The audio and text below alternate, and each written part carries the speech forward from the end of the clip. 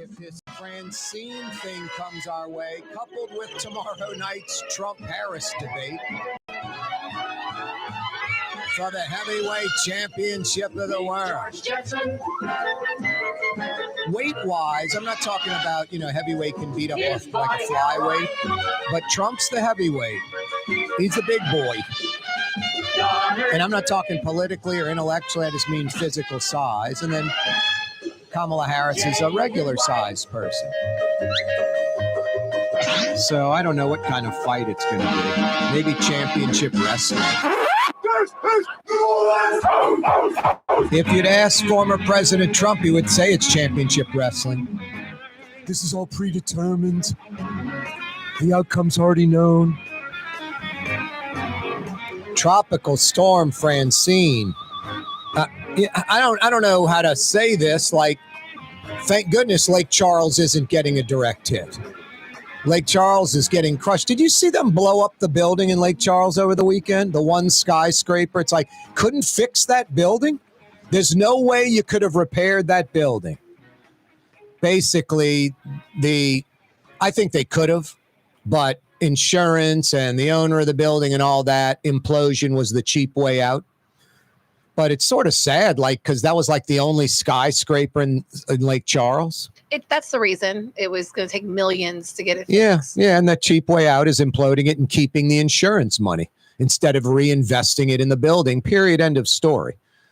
But I don't know. If I was Lake Charles, I would have kind of pushed the issue to try to keep that building somehow, just because you have no skyline. That's like the single high-rise building in Lake Charles, and they imploded that thing over the weekend. Anyway, Tropical Storm Francine, it's got a name now, and that's not good because they only get names when they increase in speed.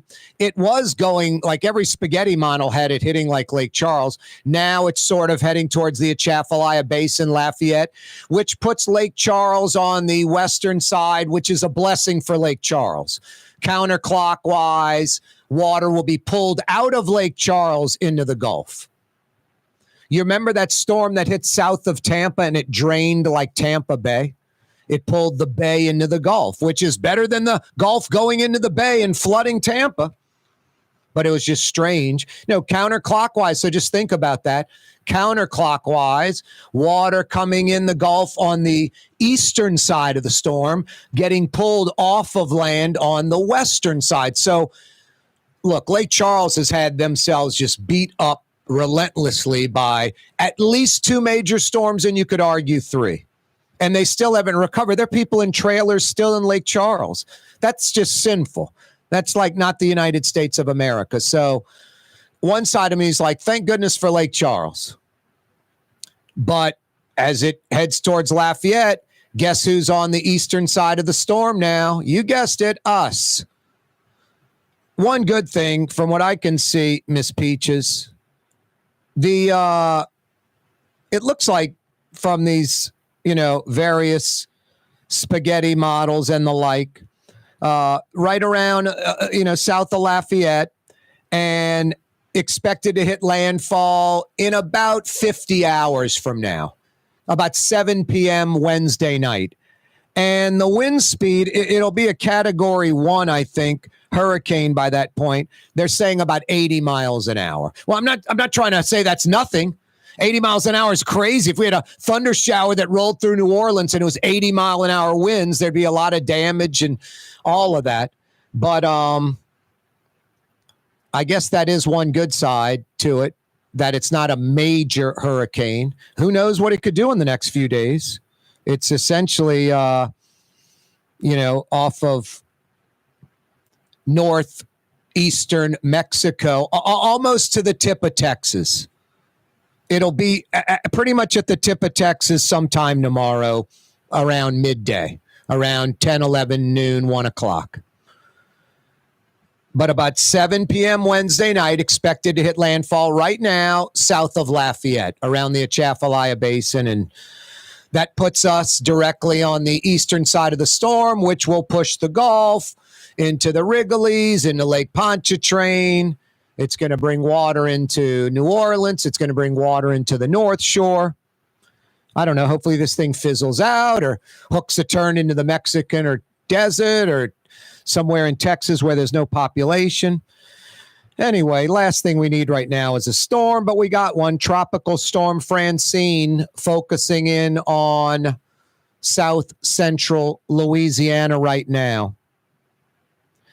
Boy, you owe it to yourself to check out just an absolutely great article.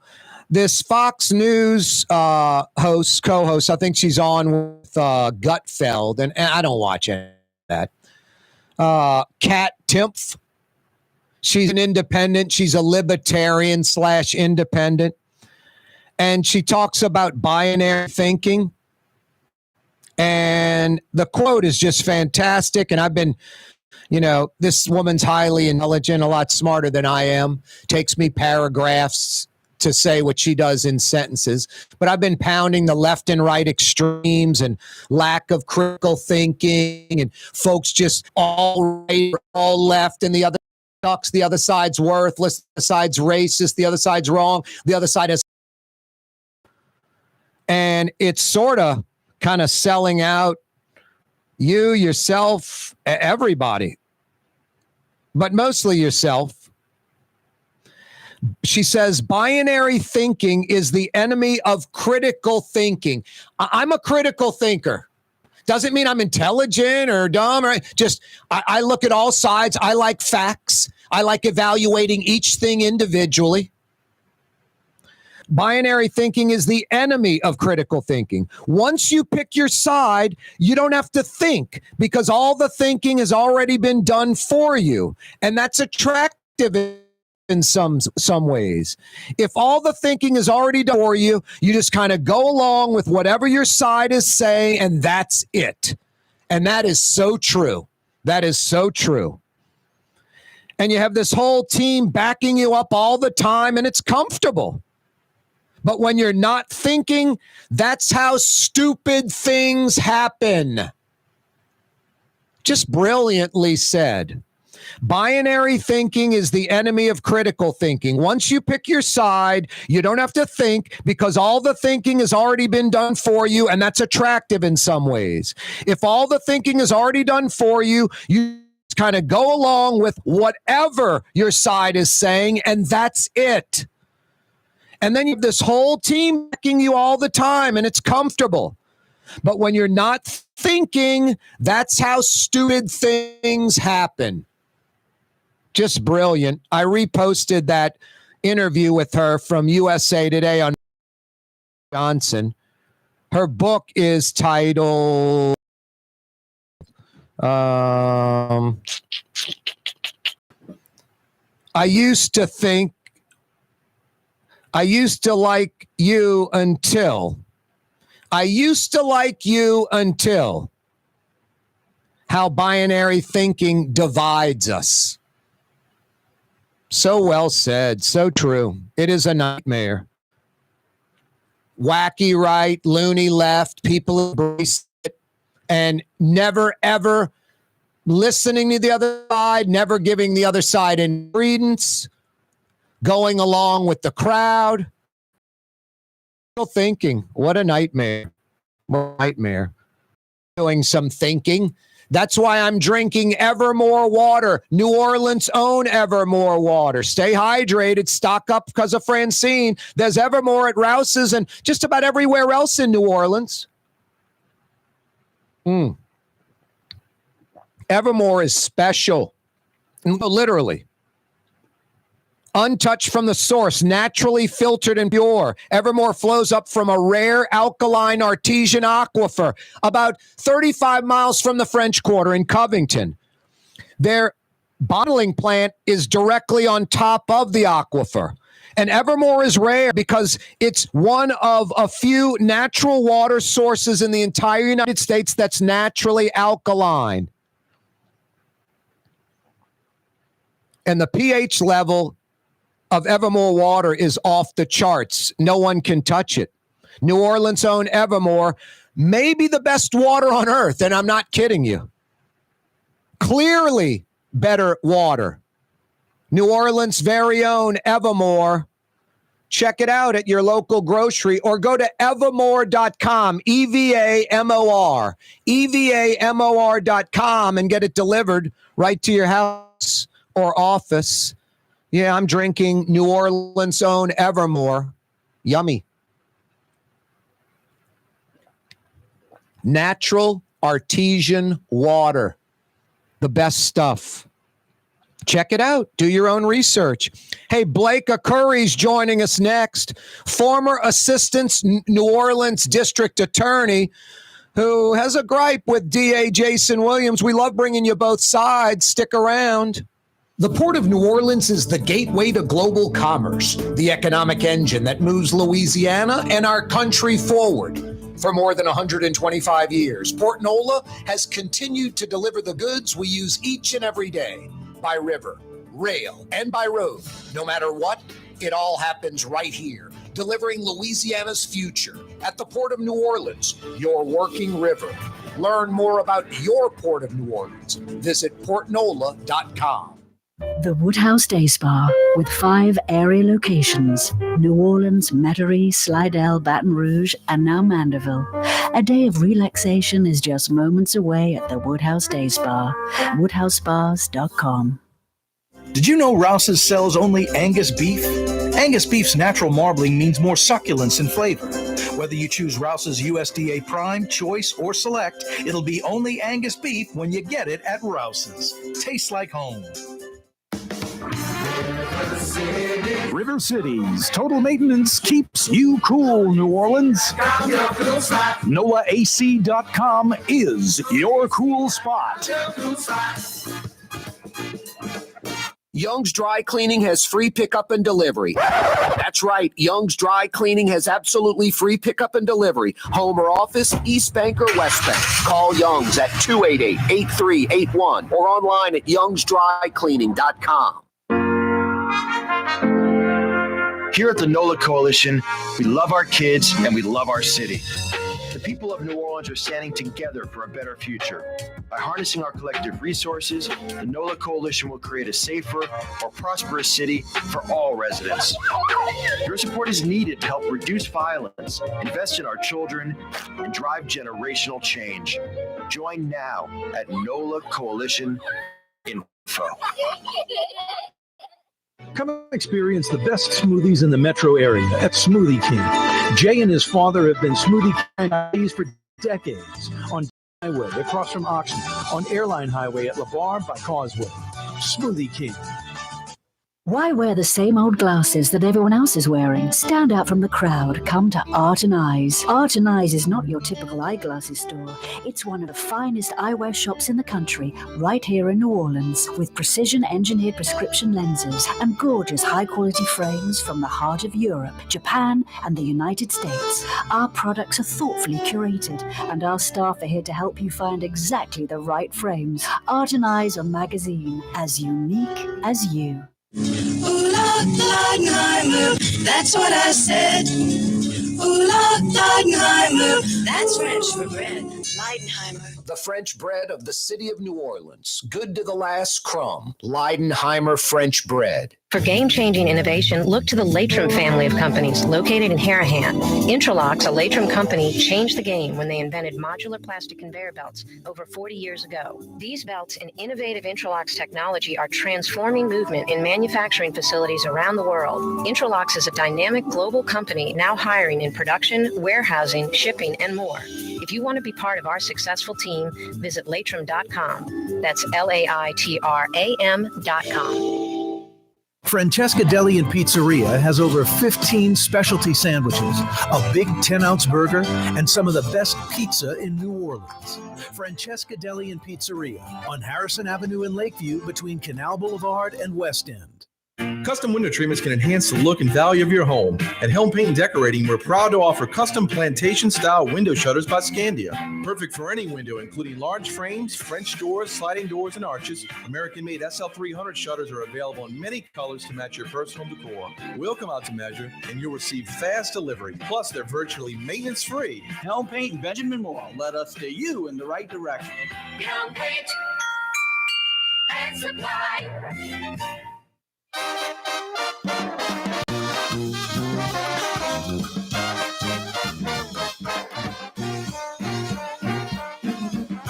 Yeah, you right. Crescent City and beyond. Corey Johnson back at you.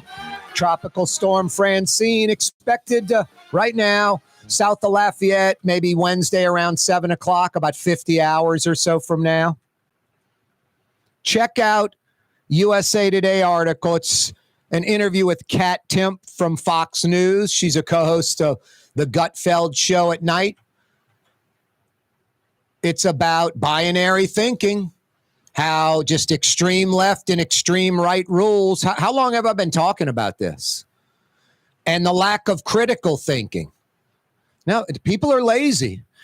I'm hardcore right. Everything that is said about the hardcore right, I believe and go with. I don't have to break it down or think about it. I'm hardcore left. Everything the hardcore loony left says, I agree with. Everything. Don't have to break it down or think about it. No, it's a lack of critical thinking, which leads to stupidity. That's what she says, and I think she's exactly right. I'm the opposite. I'm into critical thinking.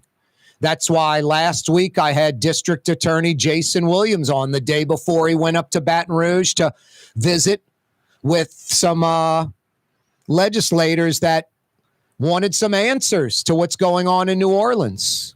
And today I'm kind of bringing in the other side. Blake Arcuri joins us, former assistant New Orleans district attorney.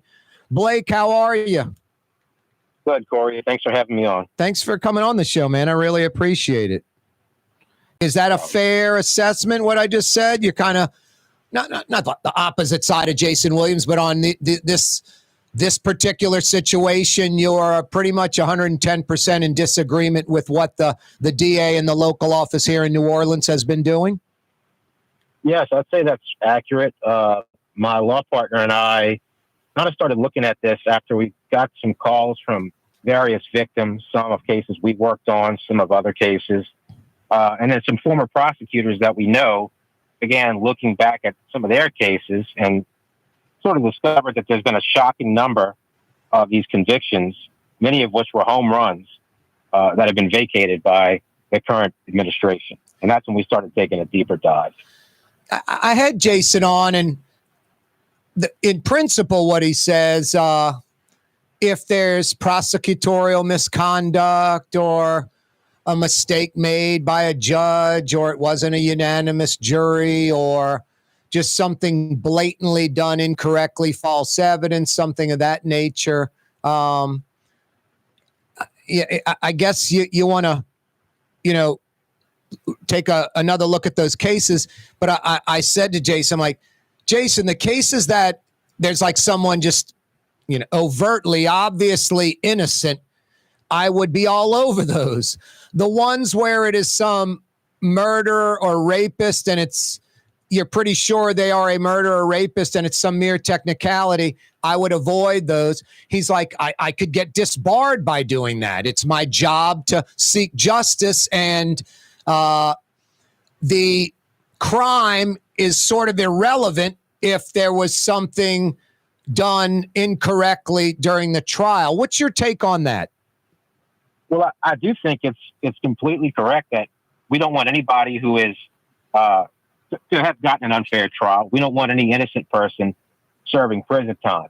I think what was revealed during the hearing was that the Civil Rights Division, whether or not Jason knew it, was actually using the guise of post-conviction to do things that they believed in that are not consistent with the law. So you'll see these post-conviction applications filed by the defendant, and the state would come in and join that application in a very short time, and they would write in them, the Orleans District Attorney's Office is committed, regardless of strict legal entitlement, to confronting past harms and excesses, including convictions that may have been infected by constitutional errors which were not remedied by retroactive application of governing law. What that is centers around the Ramos case. The Supreme Court, United States Supreme Court, not long ago, as many know, ruled that 10-2 juries are unconstitutional and that you have to be convicted by unanimous jury. That's Ramos and Cage? Yeah, Cage is a different case. It's actually a very old case from 1990. where the United States Supreme Court said this jury instruction as read as to what reasonable doubt is, you have to change that. You have to make a better one. And that was done. Okay. However, courts, its Riddick came down in 2022. That's the Louisiana Supreme Court, and said Ramos is not retroactive. It is not to be applied retroactively. They specifically say the way this can be done is if the legislature decides to make Ramos retroactive, they can change a code article, and everybody on a 10-2 verdict before the date Ramos came out can be released, get a new trial. They did the same thing with Cage. They decided it is not retroactive. The one other way that Ramos can be applied retroactively is through the governor. He has the clemency power. So in an individual case, he can in fact go and say, I think for whatever reason, I want to forgive this sentence. I want to shorten this sentence and let it go. Yeah, I don't think we have to worry about that with Jeff Landry.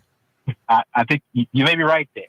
So what ultimately happened here is the Civil Rights Division began allowing people to come in with post-conviction relief applications 20, 30, or 40 years too late.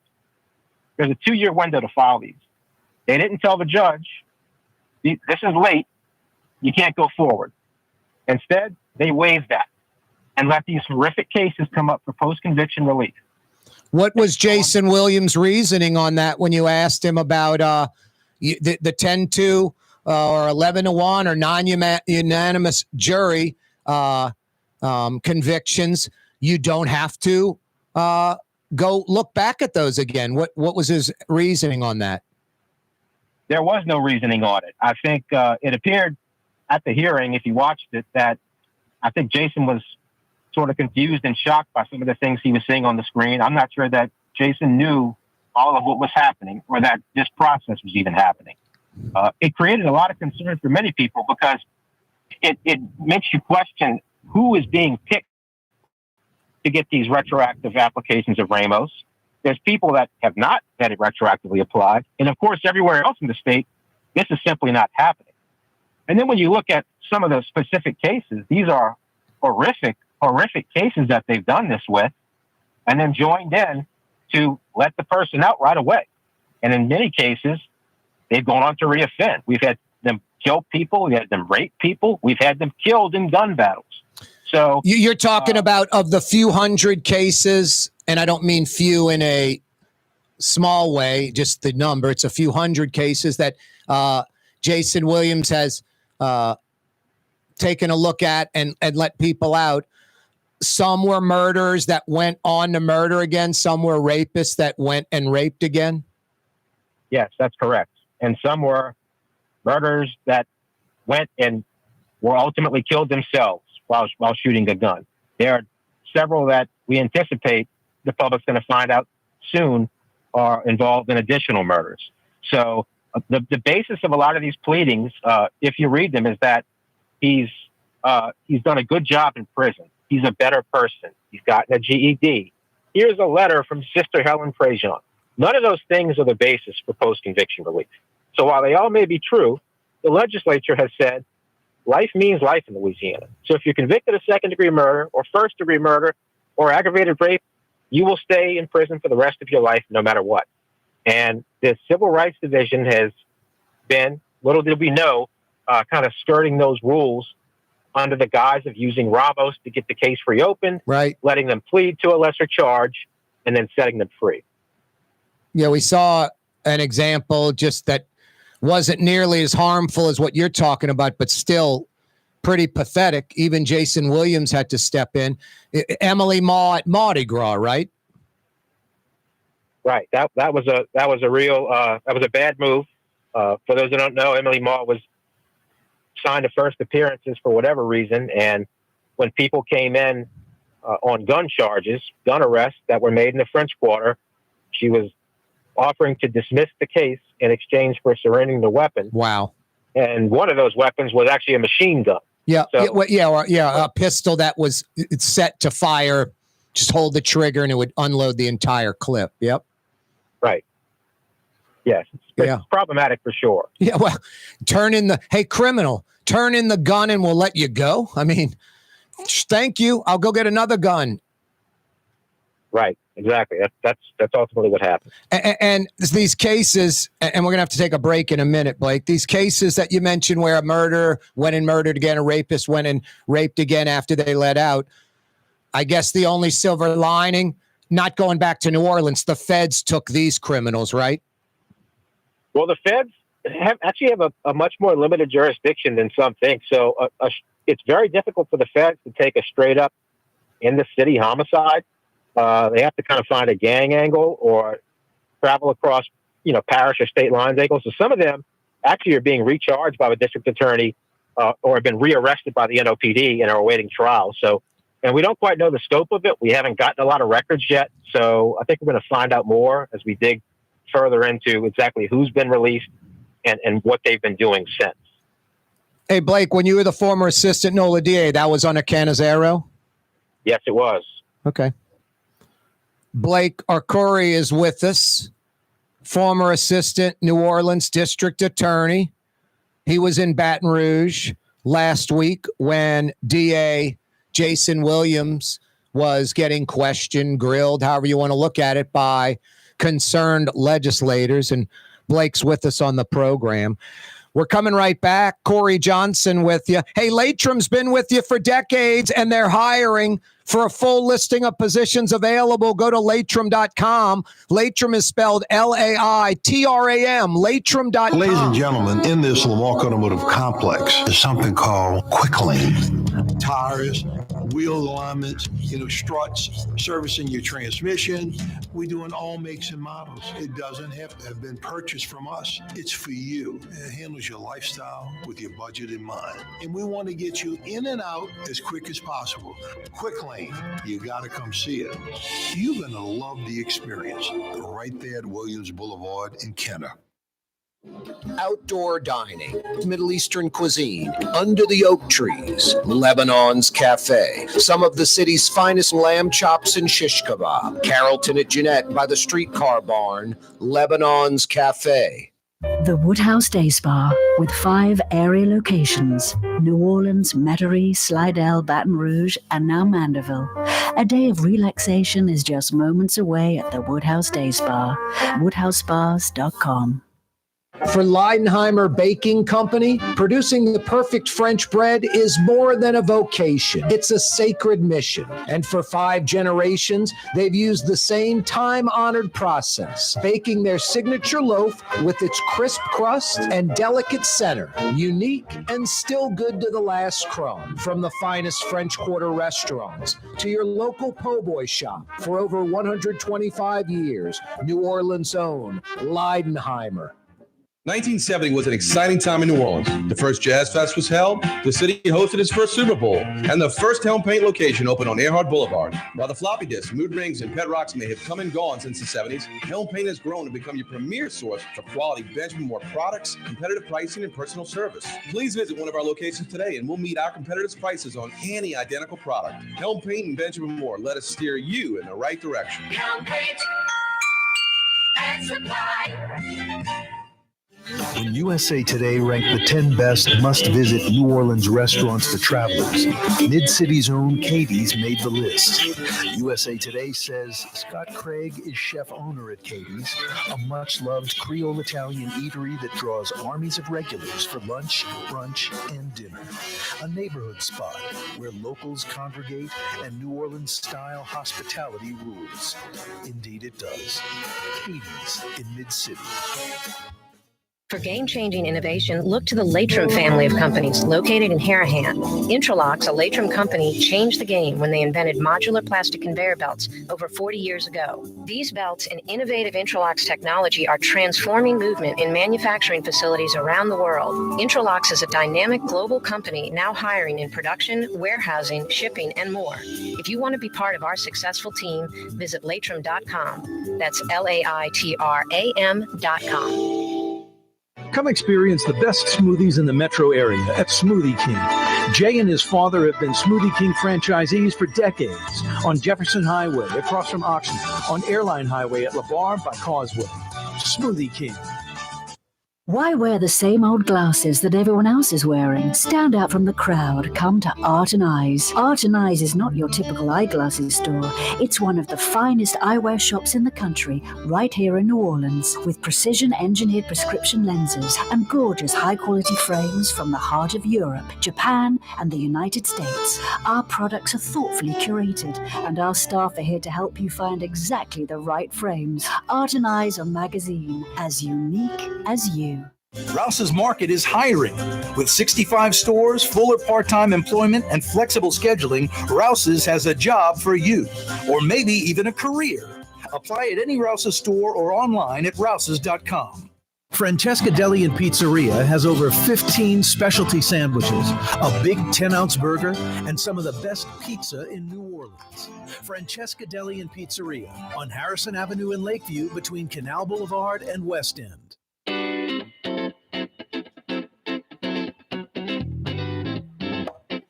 Blake Arcuri's with us, former assistant New Orleans district attorney.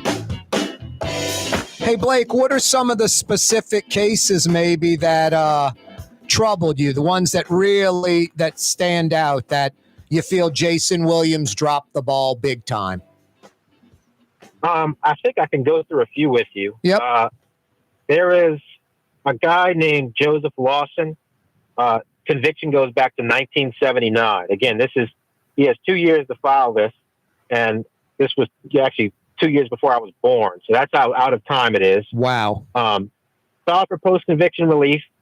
In case people don't know, what prompted the flurry of these is that the legislature changed the law this year in February and said that effective August 1st, the attorney general had to be served with all these pleadings.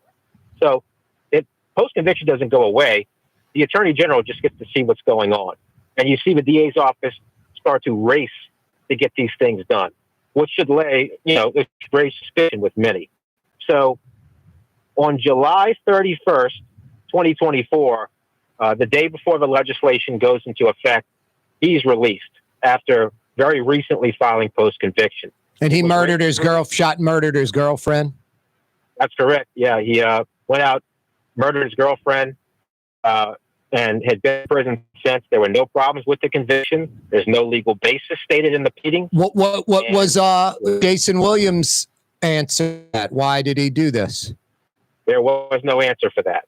He made general statements that he's correcting the wrongs of the past, that he is dedicated to prosecutorial fairness. But if pleadings, that's not what the state is saying. The state is saying, we believe he actually did this. And every one of the 42 this year that were done so far, the state says, we do not believe he's innocent. We believe he did it. But then they go on to say all the reasons he should be released, because he's good in prison and he's nice and he's not likely to do it again. Coupled with not a lot of talk with the victims' families. That's correct. There's many times that the victim's family, they say they couldn't reach them. There's times when they say the victim's family opposed this and it didn't matter. And I would tell you that some of the victims that reached out to us, they were led to, part of the problem is when the DA's office said some of these victims did agree, it's because they were led to believe there was a problem with the conviction itself, that it was at risk, or that they would have to go to a new trial and relive this moment again. So they said, okay, I'll agree to this plea just to keep the conviction. Now, if they had been told there's no problem with this thing, he's going to stay in jail for the rest of his life, do you think any of the victims would have ever agreed? No. So that was part of kind of the misrepresentations there, is that there was a suggestion that these convictions all had some kind of defect. But when you read the state's pleadings, they're saying the law doesn't allow us to do this, but we think we should do it anyway, and thus we are going to. And then you put this in front of a judge, and, yes, I do think the judges had the capability to possibly shut this down. However, it's like two defense attorneys are appearing before them. There's nobody advocating for the state. There's nobody advocating for the victims. It's basically two defense attorneys saying, let him go. So a judge is between a rock and a hard place to say, I'm going to find a reason to say no when it's a joint motion. So that's a big part of the problem. And I'm assuming in the Reynolds Scott case where he raped his girlfriend with the belt around her neck and knocked out her front teeth. She was like in court with showing she doesn't have teeth. They did not talk to her. No, there was no indication in the pleading in that case that the victim's family was ever informed. They went into court. It was filed in April 30th, 2024. So just a few months before the legislation went into effect. Keep in mind, these post-conviction pleadings, they last 9, 10 months or years when they're handled properly. So you'll see some from every administration, from the Canizaro administration, from the Landrum administration, from Eddie Jordan, from Connick, where they did reach a plea agreement on post-conviction. And when you look at it, it was a year, 2 years, 3 years of fighting. It was hearings. It was going up to appeals court. It was coming back down. And they actually thought, we do have a problem with this conviction. We think he did it, but the witness is dead. So we're going to have a problem getting him again. So we're going to let him plead to something that keeps him in prison, but gives him a chance to get out later in life because we have to. These, you don't see any of those problems. You just see, we disagree with how long sentences are. We disagree with the use of the multiple bill. So we're going to go in there and vacate that and let him out. And that's where we are. The multiple bill is it's a kind of a term of art we use for the Habitual Offender Act, where after you're convicted of an offense, your previous felonies can be used to enhance the sentence. So the judge has perhaps a mandatory minimum because you have a second, third, or fourth felony. And it could expose you to 20 years to life. And the DA ran on a platform that he did not agree with the use of the multiple bill. He later kind of amended that to rarely use it. But what he's doing now is going back and undoing the multiple bills of inmates who have already been sentenced, which again, without a legal basis, is illegal. The challenge to a multiple bill would be Corey Johnson, that they said committed the second felony, wasn't him. That was wrong. We got the wrong one. And that's not happening. It's just a disagreement with the law itself and kind of playing judge, jury, and executioner, I guess, just saying, wiping out the sentence and setting people free. Lester Duplessis, what? Tortured and murdered 2 people, executed 2? Yes, bound up, mouth was stuffed and covered with duct tape. The coroner actually had trouble determining whether they suffocated before they were executed with a handgun. And it's not in here, but he also then lit them on fire. Wow. So this is a person who filed for post-conviction relief on June 6th. And by July 26th, the state had agreed to release him against the wishes of the victim's family. Has he committed crimes again or no? Not that we know of with him. No, but still a heinous murder, and that goes back to 97. Matthew Miller, what, stabbed girlfriend or wife to death? Yeah, he had a argument with his wife, stabbed her to death. The actual legitimate post-conviction relief and appeals, those ended 1998. That's when his window ended. Wow. Comes back January of this year, files for post-conviction relief, and the state, all he had to say was, no, you're barred, go back to prison. And they could have done that, and they chose not to. He is again released against the wishes of the victim, and that's where we are. And then what, some guy beat a 2-year-old to death with a belt? Yes, that's actually one of the most interesting ones. This is Eric Matthews. He is convicted. He beat a 2-year-old to death with a belt. He went through all his post-conviction. He went through all his appeals, and that was all done decades ago. And thus, again, time barred. He could not bring it. This case is particularly interesting because he brings it, and the Civil Rights Division gets involved. They, again, do not say this is time barred, so they let him proceed. And once the process is well established and civil rights is working with his attorneys to get him released, the trials division actually steps in. Now, that's the division that goes to court every day and fights to put people in prison. They step in and say, the Civil Rights Division is getting off, we're in, but by that point, it's too late. And the judge grants the release, despite the fact that the new post-conviction relief application actually admitted. He said, I struck the baby with the belt and the baby died. So the state went in Trials Division and filed a motion to reconsider that, which is still pending. And they say this is an illegal grant of clemency that neither the state nor the court have, and you have to fix this sentence. There was no basis for his release. They specifically cite the reasons that this was allegedly granted, and it's about how good he is in prison. It's about so many hundreds of letters of support he's received from people, and how he has a degree, and how he's going to go to live in a reentry program. None of those things are the basis for relief of these really horrible people, yet that is what has been done. So the overarching question, I think, here is, when he says he's correcting the wrongs of the past, none of his pleadings have the wrongs in them. It's just releasing people for the sake of releasing people. Any angle on why you think that's the case? I think it's the Civil Rights Division is led by Emily Ma, who is the former head of the Innocence Project. It is populated by lots of former people who litigated on the defense side of death penalty cases, lots of people who were former defense attorneys. I think that many of them have a different mindset than most assistant district attorneys you'll find. And I think Ma probably saw this as an opportunity to release several people, including some of the former clients of hers and Jason's. There are several of these people. Again, that begs the question of why they were picked, where Jason Williams and Emily Ma were in fact involved in the defense of these cases. And they have at times they've recused themselves. Sometimes a special prosecutor that was improper has been appointed.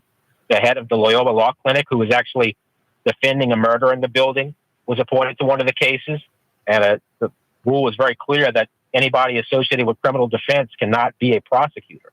You're not qualified for obvious reasons.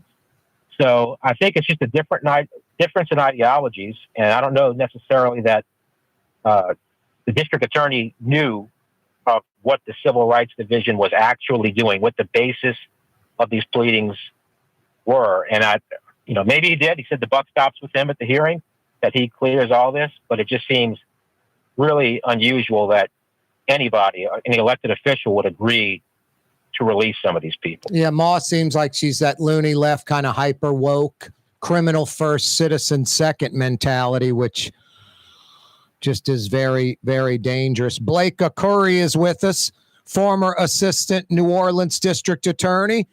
Corey Johnson with you. More with Blake next. Don't move.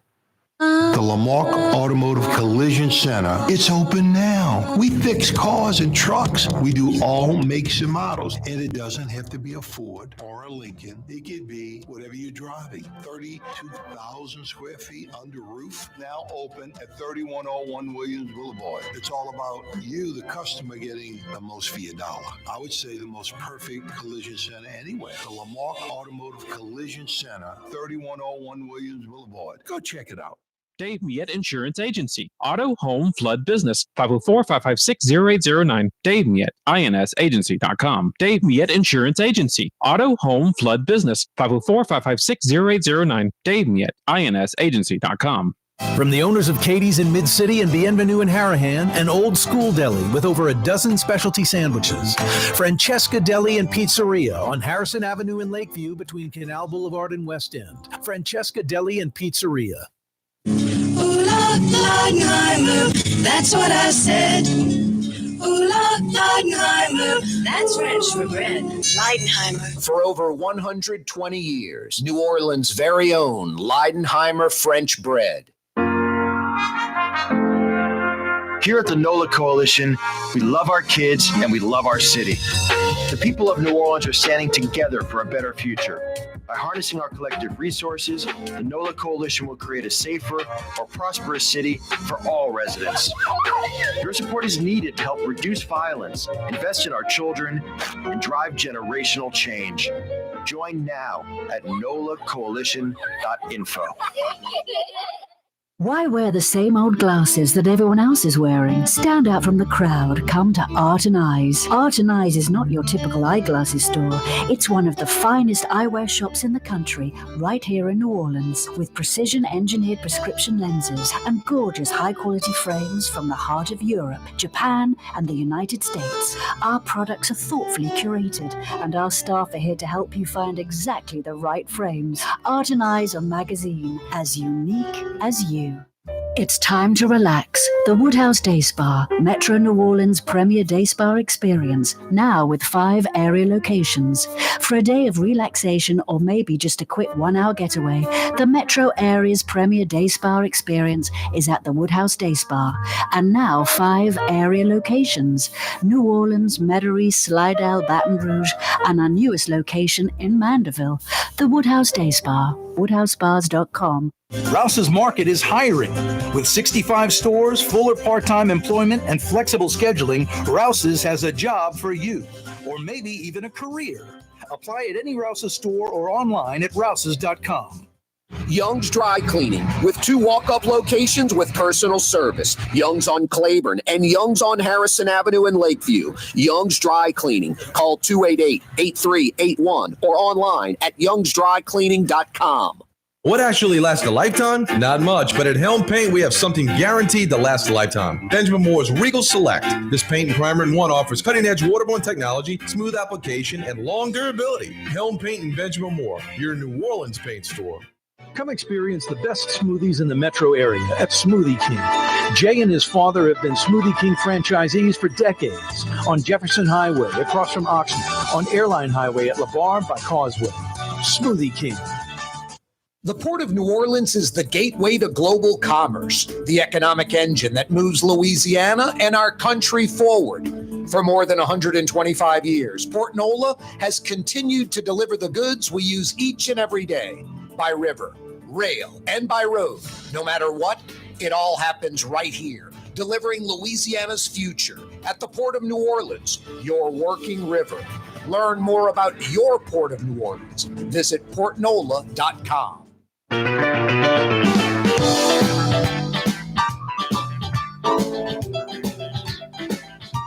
Corey Johnson back at you. Thanks so much for joining us. Blake Arcuri is with us, former assistant New Orleans district attorney. Blake, is there anything that you see that Jason Williams, learned or was influenced by last week that's maybe making his office or him change positions? Yes, I do think that I think a lot of it was eye-opening for him. I mean, I could see it was actually eye-opening. I could tell you, as I discussed, the trials division and the appeals division seem to be taking control of more of these cases now. The traditional divisions that would have handled these and are going to appears to be appropriately handling, possibly trying to reverse some of these.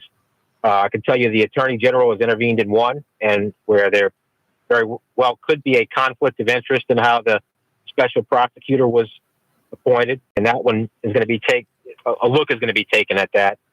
As far as going forward, August 1st, the deadline is passed, so any of these would have to be passed on to the Attorney General. But I think it became clear to the Senate that there's several non-quote post-conviction relief issues that have come up, such as just vacating sentences, vacating pleas, things that will not be served upon the Attorney General. So the Senate made it clear that they're going to be looking at potential policy changes that could have impacts for district attorneys statewide. You could end up possibly seeing legislation, I think Senator Miga has discussed it, that is similar to what you see in Florida and Texas, that allows the governor to have authority over removal of district attorneys that are not following the law. So it's sad to see that one could cause this for all, but at some point you have to say, why are we? How much are we going to find out about these new things, these illegal things, and when it's too late? And 350 people have been released, and it really negatively impacts, I think, post-conviction statewide, because you're going to have people that cast doubt on legitimate post-conviction applications. People are going to wonder, is this just one that slaughtered somebody and they're trying to let out. So I would hope he learned something. I would hope that there's a tighter rein on what that division is doing specifically. But at least the legislature has taken some steps so far to sort of rein that in and make it much more difficult. Yep. Hey, I'm not taking up for Jason Williams, but he does seem capable of change. He ran for office, and I'll say it, you don't have to. I think it was some pretty hardcore left kind of woke policies, almost criminal first, citizen second. And then he got in office and realized, man, what I ran on now that I'm DA was not right. And he's changed and accepted going in a different direction. And I think you've got kind of that bold life soul coup acronym, the hardcore inner city black population that probably thinks he's a sellout. So he lost them for election time next time, I guess. Coupled with Liz Murrell, it would be easy for her to just be, I'm a hardcore conservative and this hyper liberal guy in the city stinks, but she still seems to be working with them. So I guess I'm asking, is there hope for Jason Williams in your mind or no? I mean, I do agree that Jason is one of the, as far as politicians, elected officials go, one of the ones that is more willing to change a position when it's not popular. He has, in fact, used the multiple bill, although sparingly. He's charged juveniles as adults. Again, no sparingly, but I think it's kind of like you said, it's a dose of reality when you have a principled position and you think it's the good one, but then you get into office and a woman's arm gets ripped off. So you suddenly have those kind of shocking moments. Yep. Is there hope? I mean, Jason is very politically strong in the city despite all of this.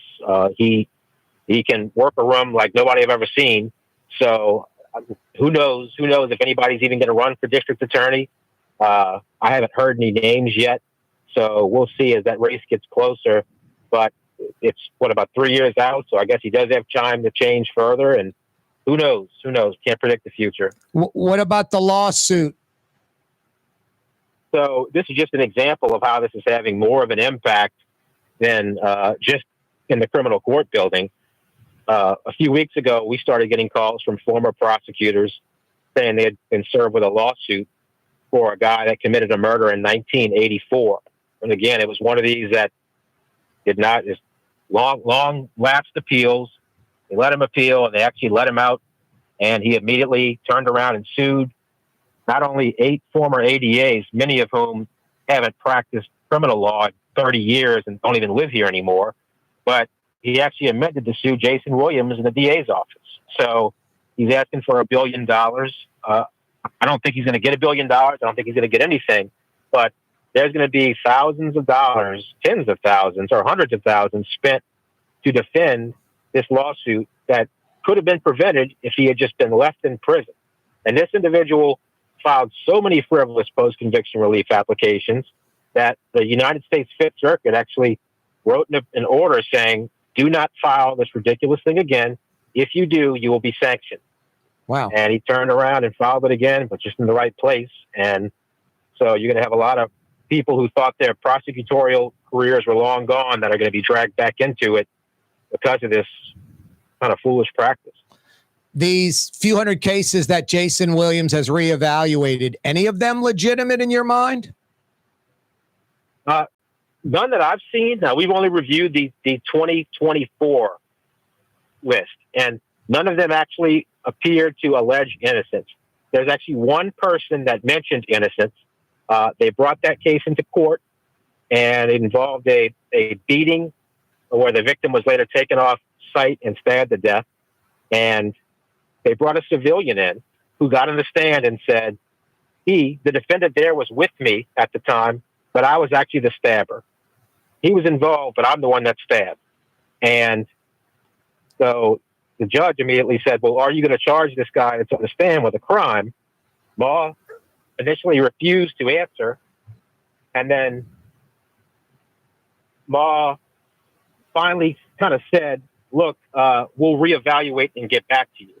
So that was the, quote, innocent person that was released, somebody that was involved in the murder, but he's actually a principal. You know, your involvement means that you are necessarily guilty of the same offense that followed. So that's an example of the one type that you've seen. I'm sure there are guilty people in prison. Right. People in prison. Right. Hey, Blake, I'm heading to the top of the hour. Let's do this again soon. I could have you on a whole another hour. Absolutely. Thank you so much, Blake Arcuri, former assistant NOLA DA. Corey Johnson coming right back. Thanks for having me. You're on the neutral ground with Corey Johnson on TV on Cox Channel 4 and Spectrum Channel 333. Also on YouTube, on radio at NOLA Talk 93.9 FM, WSLA New Orleans. It's 5 p.m. For game-changing innovation, look to the Latrim family of companies located in Harahan. Intralocks, a Latrim company, changed the game when they invented modular plastic conveyor belts over 40 years ago. These belts and innovative Intralocks technology are transforming movement in manufacturing facilities around the world. Intralocks is a dynamic global company now hiring in production, warehousing, shipping, and more. If you want to be part of our successful team, visit Latrim.com. That's LAITRAM.com. Here at the NOLA Coalition, we love our kids and we love our city. The people of New Orleans are standing together for a better future. By harnessing our collective resources, the NOLA Coalition will create a safer, more prosperous city for all residents. Your support is needed to help reduce violence, invest in our children, and drive generational change. Join now at nolacoalition.info. River Cities, total maintenance keeps you cool. River Cities, total maintenance keeps you cool. River Cities, total maintenance keeps you cool. NOLAAC.com, your cool spot. River Cities, total maintenance keeps you cool. NOLAAC.com, your cool spot. Rouse's, New Orleans grocery store. Rouse's has the only full-service grocery stores both in the French Quarter on Royal Street and in the CBD on Baronne in the old Sewell Cadillac building. The Rouse's on the river, Tchoupitoulas at Napoleon, is in a century-old warehouse. And uptown on Ferret at the corner of Valence is Rouse's all-new boutique store. With 7 locations in Orleans Parish, Rouse's is New Orleans grocery store. Rouse's Markets. Taste like home. Hi, this is Joey Helm. My dad, Bunky Helm, had a vision of a locally family-owned store serving the residential and commercial paint needs of New Orleans. I think Dad would be proud of today's Helm Paint and Decorating, and here's why. We have the best technical staff in the business, providing the best color matching service in Southeast Louisiana. Perfect matching for any color and any brand. And we'll save your colors so you don't have to save those old cans. Helm Paint offers free 2-hour delivery. Our in-store decorators will assist you on deciding what color and type of paint to best showcase your home. But most importantly, as your local independent Benjamin Moore dealer, our products provide the greatest value in the paint industry. Superior coverage, and Benjamin Moore paint simply covers better and lasts longer. New Orleans is a city of vibrant color, and no one else provides the paints of New Orleans like Helm Paint and Decorating. Visit any of our 6 locations or online at helmpaint.com. Helm Paint, let us steer you right. Helm Paint and Supply. The Port of New Orleans is the gateway to global commerce, the economic engine that moves Louisiana and our country forward. For more than 125 years, Port NOLA has continued to deliver the goods we use each and every day, by river, rail, and by road. No matter what, it all happens right here, delivering Louisiana's future at the Port of New Orleans, your working river. Learn more about your Port of New Orleans. Visit portnola.com. Why wear the same old glasses that everyone else is wearing? Stand out from the crowd. Come to Art & Eyes. Art & Eyes is not your typical eyeglasses store. It's one of the finest eyewear shops in the country, right here in New Orleans, with precision-engineered prescription lenses and gorgeous high-quality frames from the heart of Europe, Japan, and the United States. Our products are thoughtfully curated, and our staff are here to help you find exactly the right frames. Art & Eyes on magazine, as unique as you. Ford F-150, #1 seller in America. What about in the USA? Let's see, what about in the world? Who sells more trucks than Ford? nobody. It's because the Lamar team is the real team. All that makes it happen is one goal. Everybody having a great experience at Lamar Ford.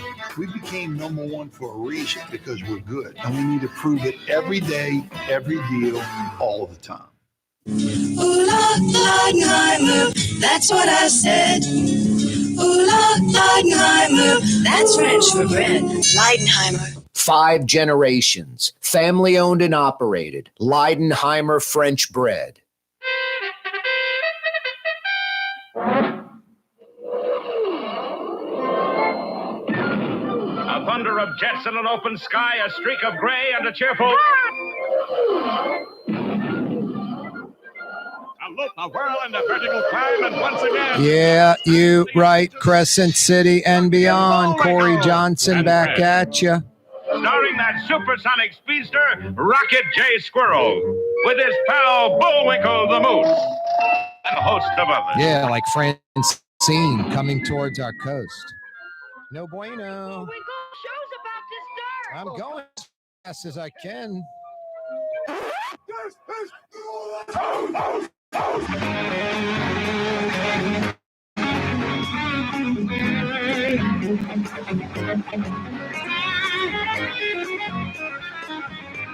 Francine. Wow, the models hour pretty quickly. This is sort of dramatic in a way. Pretty much near the Atchafalaya Basin, a little south of Lafayette. It changed earlier from Lake Charles, shifting east. A slight shift maybe westward. But what's interesting, Miss Peaches, expected around 7 p.m. Wednesday night. Now they're saying 1 p.m. landfall Wednesday afternoon. That's like a 6-hour, increase in just the last 2 days. I mean, over that 2 days. So it's picking up speed moving north. Yeah, I'm reading that it's a little bit of a fast-moving storm. So before it was sort of just not. Yeah. At 4 o'clock, I'm saying 7 o'clock landfall. Now it's 1 in the afternoon now. Still winds at about 80 miles an hour at landfall. So I guess a Cat 1 borderline, Cat 2. Oh, boy. I mean, the silver lining is Lake Charles will be on the western side, a bunch of New Orleans. Like, who cares about Lake Charles? I care about everybody. When I say I hope it slams into Mexico, I mean like a desert part of Mexico, a deserted part of Mexico where there's not a lot of population. I don't wish it on any particular area. That would be kind of selfish and ridiculous. But Lake Charles has been pummeled. That high-rise building, they imploded it over the weekend. There are people in trailers 2 years later in Lake Charles. That's where America used to be first class at any cost. Now we're first class as long as it's cost effective. And for people to still be in trailers in Lake Charles, I would just venture to say, I don't think 2 years later, any East Coast resident would be in a trailer 2 years later on the East Coast, up in the Northeast or in Florida. Maybe the Panhandle, but not, South Florida. No, it's sad. It's wrong. But the storm has jogged, at least spaghetti models, expected to jog and go more towards Lafayette, which puts Lake Charles on the western side of the storm, which is good for Lake Charles. But shifting from a Lake Charles landfall to a south of Lafayette, Atchafalaya Basin, puts New Orleans pretty directly. I mean, we're on the eastern side of the storm if it hits Lake Charles. But shifting over to Lafayette, it really puts us within, the eye wall, or not the eye wall, but the outer bounds of the storm itself. And that's going to bring in a lot of water. Remember to think it's counterclockwise. It's counterclockwise. So if you're on the right side or eastern side of the storm, water's coming in from the Gulf. If you're on the western side or left side of the storm, water is being pulled from land into the Gulf. If you remember that storm that hit Tampa Bay a few years ago, it hit south of Tampa. So Tampa was, yes, north of the storm, but on the left side of the storm or on the western side of the storm. So that Tampa Bay, the Bay of Tampa, got sucked out in the Gulf. It was like empty. which is better than the storm being north of Tampa and water getting pulled in from the Gulf into the Tampa Bay and flooding Tampa. But right now, we are on the New Orleans eastern side of the storm, counterclockwise. That means water is going to come in from the Gulf through the Wrigley's into the lake, pounding New Orleans, pounding the North Shore. But right now, about a Category 1 predicted. Landfall about 1 p.m. Wednesday afternoon, south of Lafayette, 80-mile-an-hour winds. Folks are already taking a lot of water out of grocery stores, filling up the tanks of gas, things of that nature, getting prepared ahead of time for Tropical Storm Francine, which is eventually supposed to turn into Hurricane Francine. Heavy rain, strong winds, coastal flooding. We'll keep you updated. A really fantastic article in USA Today over the weekend. If it's still not on the USA Today website, I reposted it on my Twitter at Corey Johnson. I think it's a must read for everybody, but I guess the loony left and the hyper right, the wacky right, I've been talking about this for years. I'm just not smart as she co-hosts a show on Fox with Gutfeld. She's not a Republican. She's sort of like me, an independent, but she's a libertarian too, kind of half independent, half libertarian. And she talks about the extreme left and the extreme right. But she says it's not. And her points are just really well made. What would take me a few paragraphs, she kind of sums up in one or two. She says binary thinking, like picking one side or the other, like there are two sides and that's it. There's no gray area. There's wacky right and there's loony left. And of course, the wacky right think we're just conservative Republicans. And the loony left think we're liberal Democrats. But real conservative Republicans and real liberal Democrats that are more moderate, they're nowhere near these folks. And most Democrats and Republicans that I know that call themselves Democrats or Republicans, at least sometimes, if not a lot of the time, not the majority of the time, but at least sometimes, if not a lot of the time, they will vote for the other side. Because they think about things. They take individual situations and evaluate them at face value. They look at them and break them down. They like facts and information. The loony left and the extreme right that are locked and loaded into those positions, never ever voting for the other side, think the other side's the enemy, thinks the other side's racist, think the other side's wrong, think the other side has absolutely nothing to offer. They're just locked and loaded into extreme left or extreme right. They're a problem. And I think Kat Timpf nails it. Check out this quote from an interview. Binary thinking is the enemy of critical thinking. I don't know. For me, it's just such a natural to be a critical thinker. Every situation's different. No situation's alike. It's like, how folks are, especially when race is involved. If it's George Zimmerman and, I'm going blank. The kid, Miss Peaches in Florida. George Zimmerman and Trayvon Martin. Right away, black folks, white. Trayvon Martin's right. The extreme black folks and the extreme white folks. George Zimmerman had the right to beat up that kid. Why is he in the neighborhood? Just no one knew none of the facts. People that were thinking that day one knew none of the facts, went with the generalizations and the assumptions and gripped it tight. Still to this day. Politics is equally as bad with that. Binary thinking is the enemy of critical thinking, Kat Timpf says. Once you pick your side, you don't have to think because all the thinking's already been done for you. And that's attractive in some ways.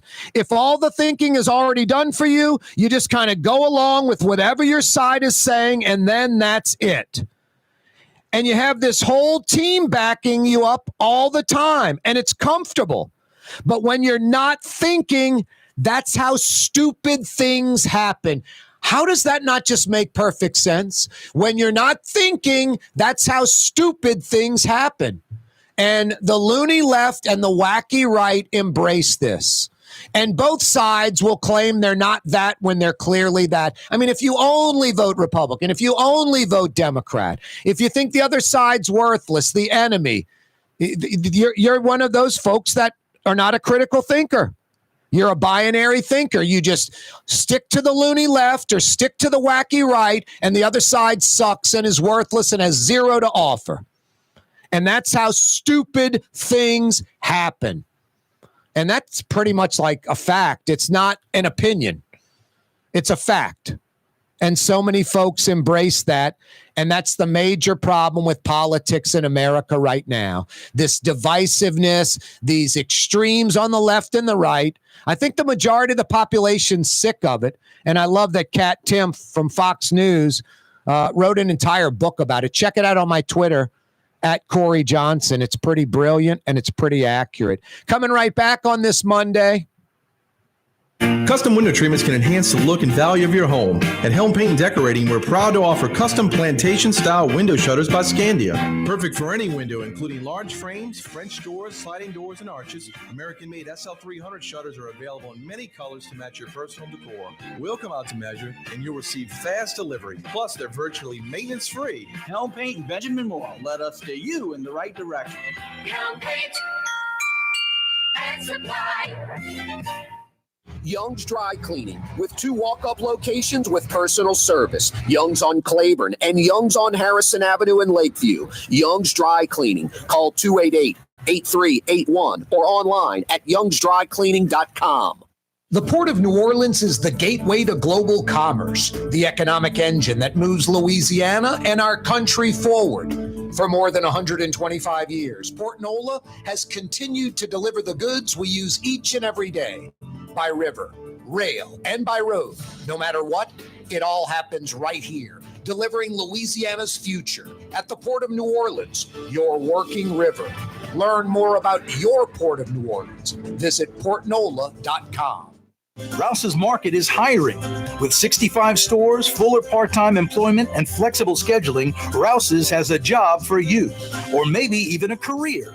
Apply at any Rouse's store or online at rouses.com. River City's total maintenance keeps you cool. River City's total maintenance keeps you cool. River City's total maintenance keeps you cool. NOLA.com, your cool spot. River City's total maintenance keeps you cool. NOLA.com, your cool spot. There's a Middle Eastern restaurant that's less than 5 minutes from where Causeway and River Road meet, Lebanon's Cafe. Convenient to Old Metairie and Old Jefferson. Carrollton at Jeanette on the streetcar line, Lebanon's Cafe. The Woodhouse Day Spa, with 5 area locations: New Orleans, Metairie, Slidell, Baton Rouge, and now Mandeville. A day of relaxation is just moments away at the Woodhouse Day Spa. WoodhouseSpas.com. Why wear the same old glasses that everyone else is wearing? Stand out from the crowd. Come to Art and Eyes. Art and Eyes is not your typical eyeglasses store. It's one of the finest eyewear shops in the country, right here in New Orleans, with precision-engineered prescription lenses and gorgeous high-quality frames from the heart of Europe, Japan, and the United States. Our products are thoughtfully curated, and our staff are here to help you find exactly the right frames. Art and Eyes are magazine, as unique as you. Dave Miette Insurance Agency. Auto, home, flood, business. 504-556-0809. Dave Miette, insagency.com. Dave Miette Insurance Agency. Auto, home, flood, business. 504-556-0809. Dave Miette, insagency.com. In New Orleans, we don't eat to live. We live to eat. More is better. Scott Craig of Katie's. That is our slogan. More is better at Katie's. It means more of everything. Not just more. more food, more smiles, more friendship, more love, more. When you do something, you have to do it right. It's all about more, and it's all more of the good things. Get more at Katie's Restaurant in Mid-City. Ladies and gentlemen, in this Lamarck Automotive Complex is something called Quick Lane. Tires, wheel alignments, struts, servicing your transmission. We do in all makes and models. It doesn't have to have been purchased from us. It's for you. It handles your lifestyle with your budget in mind. And we want to get you in and out as quick as possible. Quick Lane, you got to come see it. You're going to love the experience right there at Williams Boulevard in Kenner.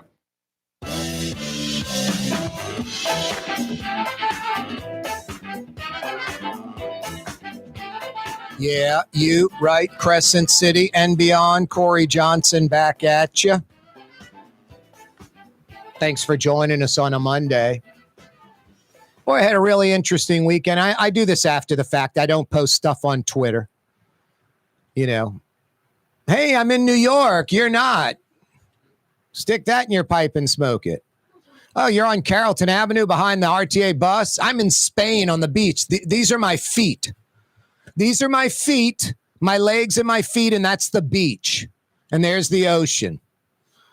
Now, my nephew got married, my sister's kid, and it was north of New York City. Got to go into the city a little bit. Went to Tannerine, the Middle Eastern joint, Miss Peaches in Brooklyn, which is just fantastic Middle Eastern food. Really good. New York used to be my second favorite city.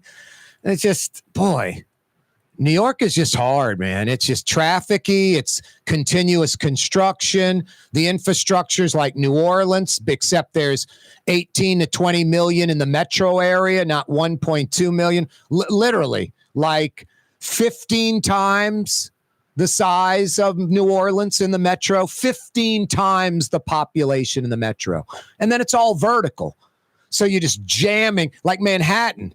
It's just insane. There's just so many people. You go to like Brooklyn, it's like 8-story buildings, 5-story buildings. You go to Manhattan, it's 100-story buildings. Everyone's inside of them. And just very, if you're 25, you can eat pizza and have a great time. If you're my age, you need about 1.5 million annually, because every now and then you got to go down to the port and jump on a helicopter to get somewhere. Just can't do that making 400, 500, 600 grand. Literally, everything's expensive. Everything's overpriced. I'm just telling you what I do. I'll pop into like a high-end store every time I go to New York. I did it this time. Like Eton is a Swedish shirt maker. They're just really great shirts. Button-down cotton shirt, $895. I was like, does it have silk, cashmere, and gold in it? And the salesman's looking at me like I'm the jerk. I'm like, $895. I go in Ferragamo. Man, I'll pick up a pair of loafers. I'll drop $350, $400 because they last for 10, 20 years. I've got a pair of loafers I bought the last time I went to New York. I think they were $350. Not the last time, a couple of times ago, maybe 10 years ago. Still have them. They're not even, how I walk. There's no, burn in the sole or anything. They're just well-made Italian shoes.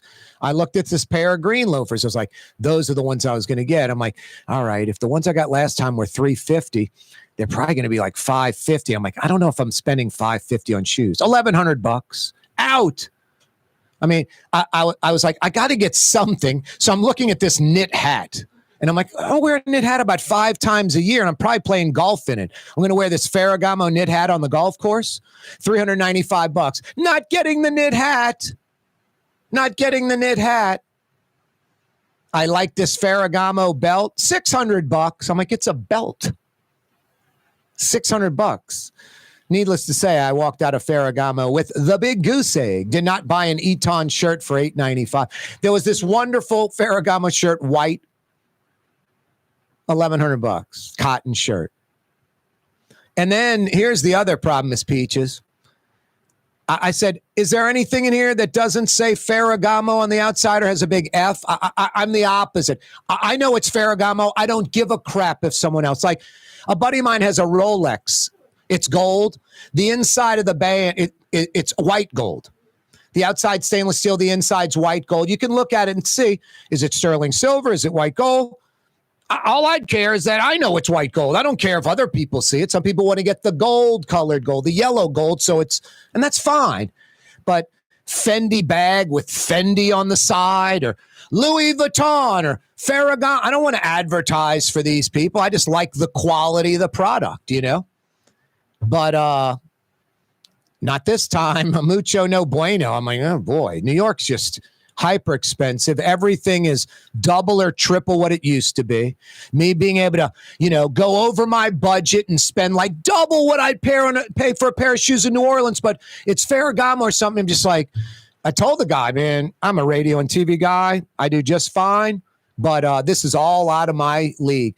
So then I asked him, I'm like, what are some of your biggest days? And I don't know if it was Ferragamo or Eton, but the guy's like, I've done like 30, 40 grand with one person coming in and spending $30,000 or $40,000. The musical artist, this rapper will go nameless, very successful. Every time he goes in, he drops $20,000 or $30,000 and has spent as much as 50 or 60. This is a place where you're getting shirts and pants and clothes and belts. And it's not like I walked out with 20 different outfits. But, I was talking to a buddy of mine who's friends with a billionaire at the wedding. The guy's literally worth billions. And he said he'll go in there and just go, give me 5 of those shirts in blue. Give me 5 of those in white. Because it's like, us going to, a restaurant and going, I'm going to get the salad too. I got the appetizer and the entree, but I'm going to get a salad too. That's what it's like for those folks. Money's all relative, Just I don't have much like these people do, so they can just spend. But boy, everything in New York was super expensive. The infrastructure is very beat up. It's very crowded. It's very difficult to get around. But I'm older, so I don't want to deal with that crap being older.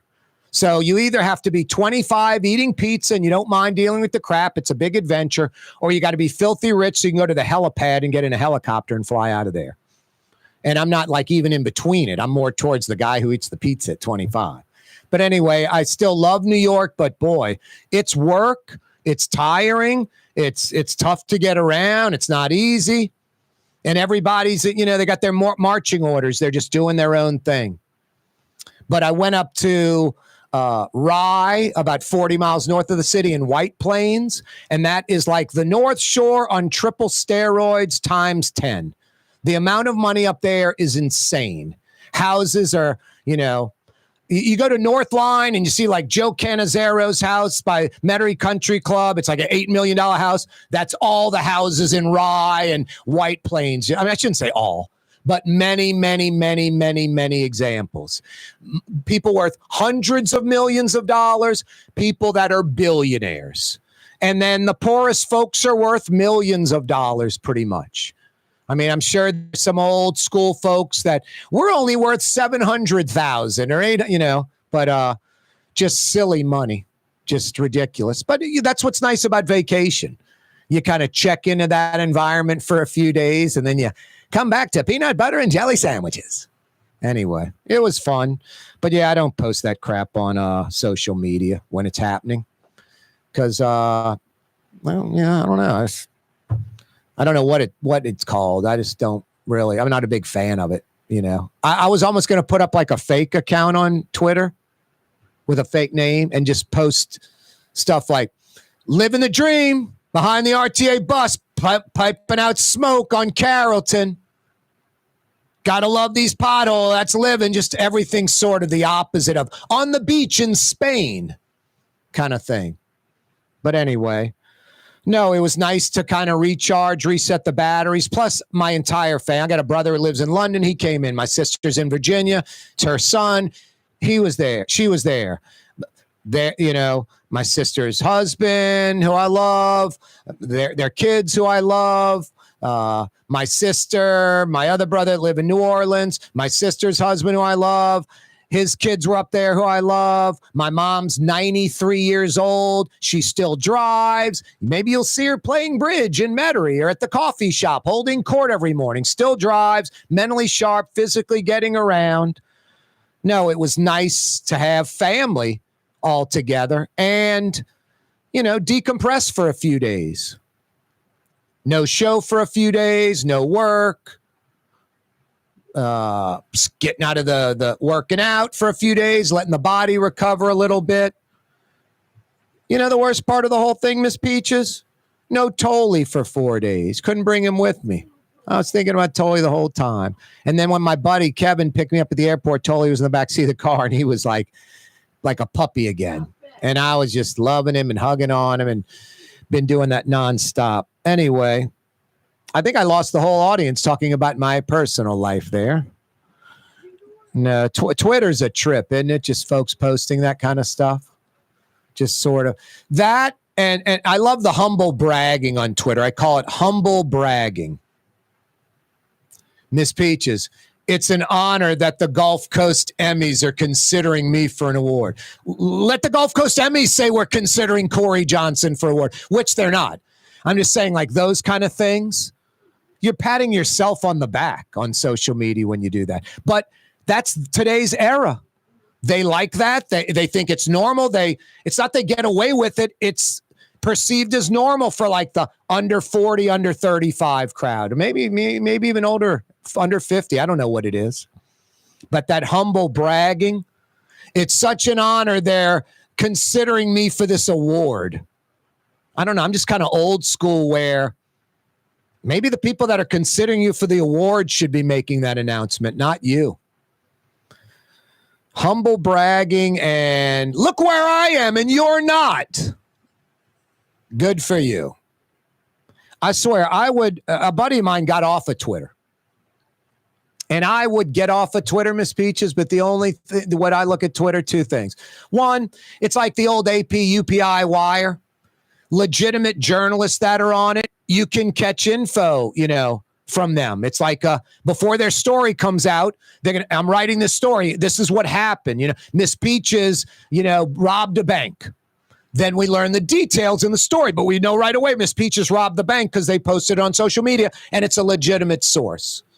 And then the second thing is there's still a part of me that's like, Corey, it's a free ad for your show. Today I've got Blake Arcuri on or something like that. And I don't even keep up on that enough, Miss Peaches. But I was honestly considering, I don't get much out of Twitter. I'm almost thinking maybe I should bail on the social media thing. But then again, that's today. That'd be like me saying I'm not going to have my show on YouTube. Are you ever going to call it X? Oh, yeah, I guess it's X.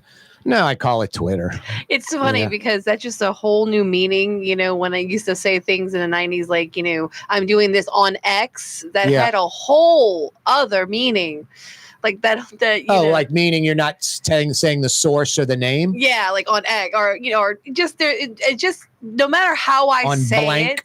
It, it just sounds weird when you say on X. I've not been able to get used to it. No, and in your case, it's ecstasy. Miss Peaches had a large drug problem: cocaine, ecstasy, mushrooms, LSD, heroin. What other drugs can I think of, Miss Peaches? All I know is that you weren't on that I can pretend you were on. If someone said on X, acid, that was a whole different meaning than a social media page in the 90s, at least. Whether that meant drugs or it meant X meant the spot, but not crystal meth, not social media. I saw New Jack City the other day. What did he say he got tooted up on? What was the drug back then? When he killed the woman, what was the drug?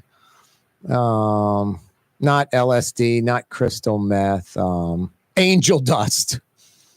Angel dust. Yeah, Google what angel dust is. Goodness. Exactly, angel dust. It's like no angel involved here. Devil dust. Devil dust. Yeah. What drug is angel dust? Anyway, angel dust. I mean, does that even still exist? No.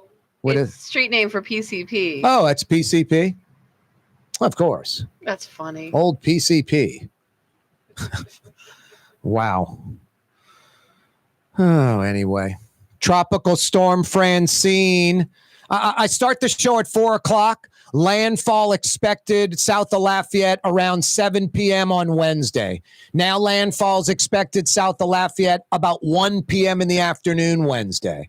storm's picking up speed. And when it goes from, a numbered name to an actual proper name like Francine, it's picking up steam. It's now a tropical storm, expected to be a Category 1 storm, winds about 80 miles an hour. People are already filling up the gas tanks, getting, water from the groceries. And I guess the folks with wherewithal, Miss Peaches, this would be a good week to go to the Florida Panhandle or something if you got a house there. Or head in the opposite direction, maybe Houston or beyond, Austin. Or go due north, go north, something like that. But people with wherewithal can do that. They got a second house somewhere. They board up everything, get the heck out of Dodge before the crap hits. Now, when I was gone over the weekend, it rained like the entire time. A buddy of mine's like, dude, hasn't stopped drizzling since you left. Feeding the outdoor cat, collecting your mail, that kind of crap. That's another reason I don't post too. The old Hilton girl, Paris Hilton. Hey, I'm at the store getting this Louis Vuitton purse. Yeah, and people are breaking in your house right now and stealing your crap. You're letting everyone know you're not home. If I'm not on the air a day or two, you're making a big assumption thinking I'm out of town. I might be sick, sitting in my bed, scratching my head with my Glock 17, waiting for you to come through the window, And Tolly's going to bark. My alarm's going to go off, all that good stuff. Anyway, scratching my head with my Glock 17. Yep, exactly. Don't pull the trigger. There is a great article. I posted it on my Twitter at Corey Johnson from a Fox News co-host. I think she's on with Gutfeld. Kat Timpf is her name. She wrote a book, and it's all about binary thinking. She's a lot more intelligent than I am. She can sum up in a sentence what I need a paragraph. She can sum up in one word that I need a sentence for, but in pretty much total agreement with what she's talking about. And it's binary thinking. It's folks that only stick to one political party and in an extreme way, either extreme left or extreme right. And the sad part is these folks think they're like fair and objective. I mean, if I was like that, I would just embrace it. I'm a hardcore Republican and the left sucks. I'm a hardcore liberal and the Republicans suck. But I don't think it's right at all, but I would embrace who I am. I embrace who I am right now. I'm an independent. I embrace critical thinking. I'm a big believer in, not a believer, it's a fact. Not everything is black or white. There's a ton of gray area in so many things. Each individual case is different. Each individual case is different. Boy, especially with race. I brought up Trayvon Martin and George Zimmerman. I remember when that went down. We did not know anything except Trayvon Martin was shot and killed by George Zimmerman. Right away, extreme racist white folks were like, what was Trayvon Martin doing in that neighborhood? His mother lived in the neighborhood. He was Cokes and Skittles. And then black folks were like, that white guy just killed him for no reason. It's like, you don't know any of the facts yet. Maybe Trayvon Martin was a criminal. And then even now that we know all the facts, these extremes still stick to their positions. I mean, I'm a white guy, obviously. If I had a black kid, married a black woman, had a kid, or adopted a black child, I'd be like, son, if some white dude's following you, come home. Because you don't know what that guy's about. He could just be some racist idiot. And it sucks. I'm white, and it's a little easier for me, no doubt. Very easy for me compared to you. Just Trayvon Martin on the phone to his girlfriend, some crackers following me. I mean, that tells me mom or the grandparents using the word cracker, and he picked what 18-year-old uses the word cracker. And Trayvon Martin is 99% innocent. But a couple of things he did wrong, that kind of mentality, and not hauling butt home. And then confronting George Zimmerman. George Zimmerman didn't pull out a gun and say, come here. Trayvon Martin got sick of this white guy following him around and confronted him. These are all facts. And then George Zimmerman's such a loser He's not a cop. He's not a rent-a-cop. He's just some dork with a gun patrolling the neighborhood because he's a friggin' loser. And then he's getting the crap beat out of him by an 18-year-old kid. He pulls out his gun and shoots and kills him. George Zimmerman's going to get his. It's like OJ. Remember the petty theft of the memorabilia? Put him in jail for, sentenced to 18 years in jail. George Zimmerman's going to go to jail for many years for something petty and stupid. Justice will come to George Zimmerman. It probably already is. I mean, who wants to hang out with that zero, that loser? He's an idiot. No, he's 99% wrong. Playing the cop role and pursuing a kid that was just trying to go home. But Trayvon Martin should have hauled ass home. Should have let his parents, let the adults handle it. Don't confront some idiot white guy following you around, because he could be an idiot white guy, and George Zimmerman is the biggest buffoon around. But no, you have people to this day defending George Zimmerman because they're white and they're defending him. And George Zimmerman's Latino. Probably don't even like Latinos. They're racist white people. They don't like anybody besides white people. Don't like Asians, don't like blacks, don't like Latino, don't like homosexuals.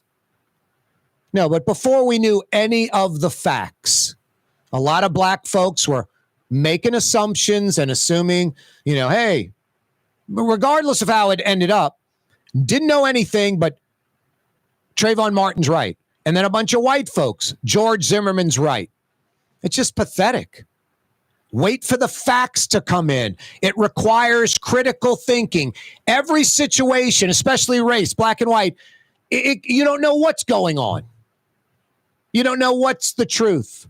You have no idea if it's the generalization, the assumption, the just possibility or not. Yet people embrace these positions. In politics, it's totally true as well. It's sickening to me. I'm a registered independent. I want Republicans and Democrats to work together. I want problem solved. But Kat Timp said it best. She just nailed it. She has a new book. I'm going to get it and read it. But she was interviewed by a reporter from USA Today. And she said that, let's see, I'm trying to find her quote. Damn, do I even have the right interview now? Come on, Corey, get your you-know-what together. Let's see. Binary thinking is the enemy of critical thinking. Like folks that only think left or only think right, and they're locked into that. And boy, in New Orleans, we got so much of that. Citywide, it's hyper loony left, woke, and statewide, it's wacky right, evangelical conservative lunacy. Binary thinking is the enemy of critical thinking. Once you pick your side, you don't have to think, because all the thinking has already been done for you. And that's attractive in some ways, she says. If all the thinking is already done for you, you just kind of go along with whatever your side is saying, and then that's it. And you have this whole team backing you up all the time, and it's comfortable. But when you're not thinking, that's how stupid things happen. And that is so true. That's a fact. And that's what we've got with politics right now. I've been saying this for years. The left thinks the right's worthless, racist, they suck, they have nothing to offer. And the right thinks the left is worthless, they suck, they're racist, they have nothing to offer. And I think most people in America are getting tired of it. And I think eventually, I'm hoping it's either going to get worse, or finally Republicans and Democrats are going to start working together for us. And that's how they're going to get reelected, not with this polarizing crap. And I think people that are extreme left or right, and I'll bring up like a Steve Scalise, for example. I think in 20 years, folks are going to look back at Steve Scalise and it's going to be embarrassing. They're going to be like, this guy was a binary thinker. This guy wasn't a critical thinker. This guy was an enemy. And Steve Scalise is a nice man. But politically, I think he's a nightmare. And I think Steve Scalise has never passed a single bill. Not one bill he has authored has become law. Not one in all those years. And I don't mean to pick on Republicans. There's too many liberal examples as well. But Miss Peaches is saying, hey, you got a guest coming up next. You better knock out your last break of the show. So I'm going to do that because it's a Martel Monday. And we're going to shift gears from the super serious to more luxury type items. Saints, LSU, Tulane getting robbed. The Saints, the exact opposite, bulldozing over the Carolina Panthers. Hey, Helm Paint and Decorating's now in Baton Rouge. When you got to paint in the capital city, do like New Orleanians have been doing for 55 plus years. Helm Paint and Decorating, high quality Benjamin Moore paint, free 2-hour delivery. 7 locations in Metro New Orleans, East Bank, West Bank, North Shore. 4 Helm Paint and Decorating locations in Metro Baton Rouge. When you got to paint in Metro New Orleans, when you got to paint in Metro Baton Rouge, do it once, do it right. They'll steer you in the right direction. You go to Helm Paint and Decorating. River City's total maintenance keeps you cool. River City's total maintenance keeps you cool. River City's total maintenance keeps you cool. NOLA.com, your cool spot. River City's total maintenance keeps you cool. NOLA.com, your cool spot. Come experience the best smoothies in the metro area at Smoothie King. Jay and his father have been Smoothie King franchisees for decades on Jefferson Highway across from Oxnard, on Airline Highway at LeBar by Causeway. Smoothie King. Why wear the same old glasses that everyone else is wearing? Stand out from the crowd. Come to Art and Eyes. Art and Eyes is not your typical eyeglasses store. It's one of the finest eyewear shops in the country, right here in New Orleans, with precision-engineered prescription lenses and gorgeous high-quality frames from the heart of Europe, Japan, and the United States. Our products are thoughtfully curated, and our staff are here to help you find exactly the right frames. Art and Eyes are magazine, as unique as you. Custom window treatments can enhance the look and value of your home. At Helm Paint and Decorating, we're proud to offer custom plantation-style window shutters by Scandia. Perfect for any window, including large frames, French doors, sliding doors, and arches. American-made SL300 shutters are available in many colors to match your personal decor. We'll come out to measure, and you'll receive fast delivery. Plus, they're virtually maintenance-free. Helm Paint and Benjamin Moore led us steer you in the right direction. Helm Paint and Supply.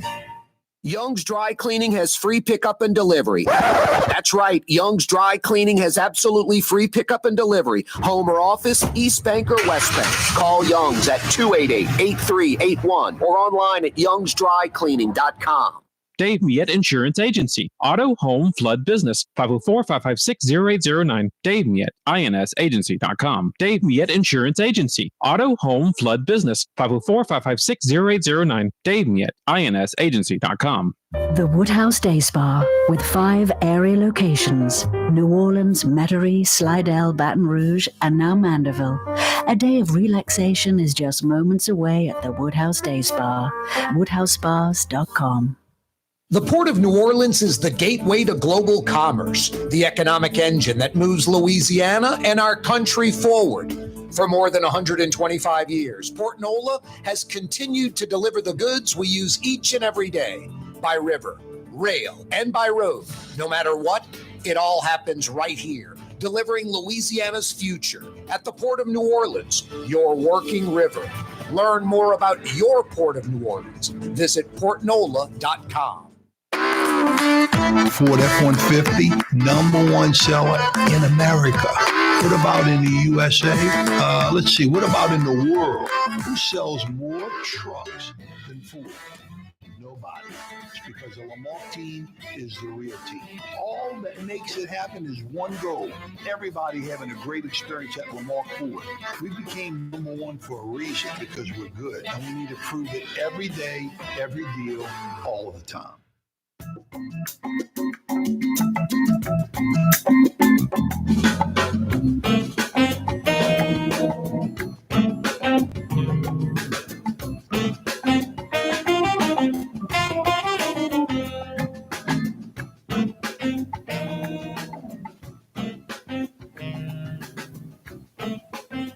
Yeah, you right. Crescent City and beyond. Corey Johnson back at you.